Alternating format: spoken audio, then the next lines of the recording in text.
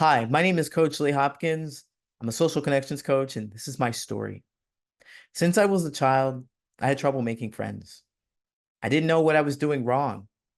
I was frequently left out of group activities and made fun of. For years, I wished people would get me, felt so alone. And as I grew up, that feeling got worse because it seemed like everyone had friend groups and they thrived in their romantic relationships. Well, I didn't want to be alone, so I tried to figure it out. I people pleased, I became a good listener, tried to fit in. I developed what I thought were good relationships and friendships. But when I started to talk about things that were interesting and exciting to me, I was ignored or they didn't understand. So I still felt alone. When it became clear to me that fitting in wasn't working, I stopped trying. I stopped being a pushover. I leaned into being myself. I adopted positive thinking, got out of my comfort zone, and put myself out there to meet new people. And after years of trying, that didn't work either. I kept meeting the same kinds of people, creating the same kinds of lonely relationships. I was crushed. I started to believe that there was nothing I could do. I just needed to accept that I was meant to be alone. If you see yourself in that story, I want to share something with you. You are not meant to be alone. There's nothing wrong with you. And you can find people who get you.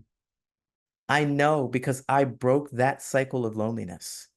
I have built relationships with people who understand, appreciate, and accept me for me. And you can do it too. Would you like to know how I did it? Great, because I'd love to share it with you. This is the secret that you and I were never taught. Healthy, meaningful relationships require three things: a sense of self so that you can handle rejection, boundaries so that you can tell others what you want, and vulnerability so that people can know the real you.